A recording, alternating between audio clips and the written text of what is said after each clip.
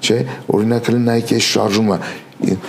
պարարարատատամ պարարամ պամ բում լարի տարալամ ինչքան հնագույն ծիսական պար է եւ սա բնորոշում է տվյալ ազգի մեր ժողովրդի ծիսական պաշտամունքային բարի մի օրինակ կամ ծամթելը տարիրամ բարա լարիրամ տարա որ ծամերն է գովերքում հայ աղջկա ծամերն է գովերքում հարսները բարել են մենապարեր